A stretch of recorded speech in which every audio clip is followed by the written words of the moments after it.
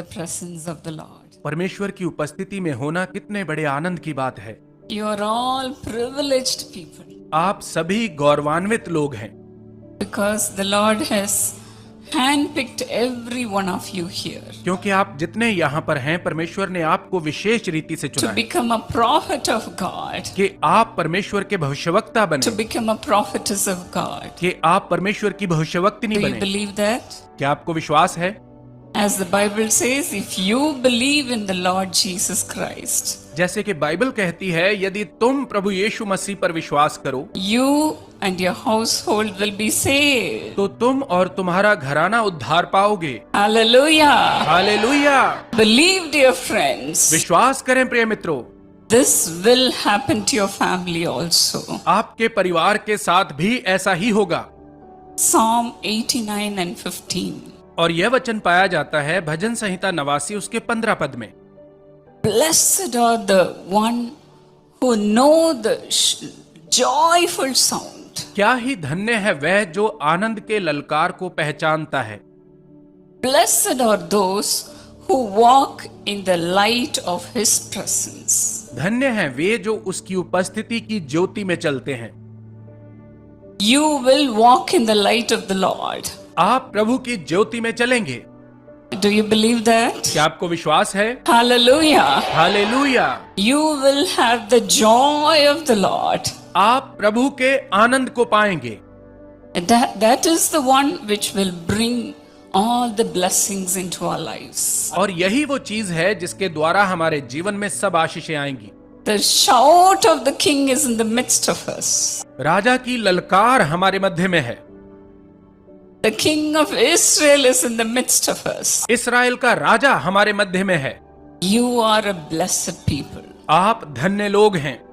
You are a blessed people. आप धन्य लोग हैं।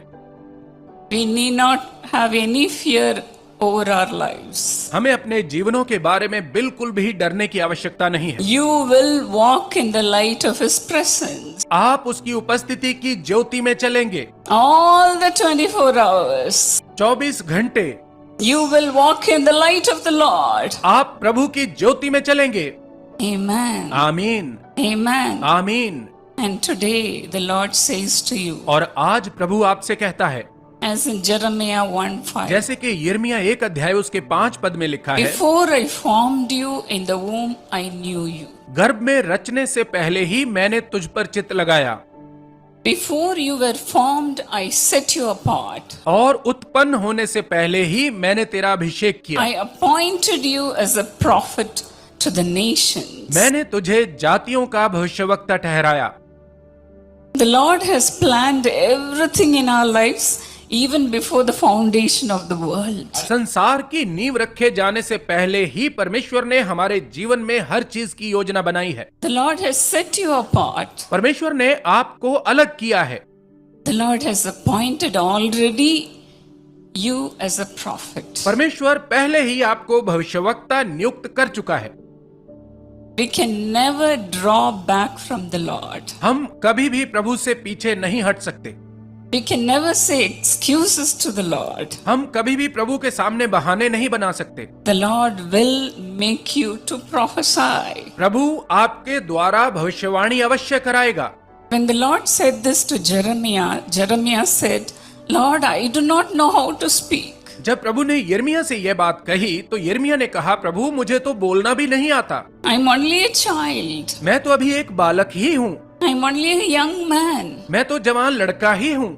And when the Lord appeared to Moses in a burning bush, और जब प्रभु जलती हुई झाड़ी में से मूसा पर प्रकट हुआ, and when the Lord gave him so many signs as to show the people that he appeared to Moses. और प्रभु ने यह दिखाने के लिए कि वो मूसा पर प्रकट हुआ था, मूसा को बहुत सारे चिन्ह भी दिए। After the Lord had spoken to him, what did Moses say? लेकिन इसके बाद भी जब प्रभु उससे बात कर हटा तो मूसा ने क्या कहा? As in Exodus 4:10, जैसे कि निर्गमन 4 अध्याय उसके 10 पद में हम देखते हैं, Moses said, "O Lord, I have never been eloquent, neither in the past, nor that you have spoken now." मूसा ने कहा, हे मेरे प्रभु, मैं बोलने में निपुण नहीं, न तो पहले था और ना जब से तू अपने दास से बातें करने I am लगा। very slow in speech and of tongue. मैं तो मुंह और जीभ का भद्दा हूँ।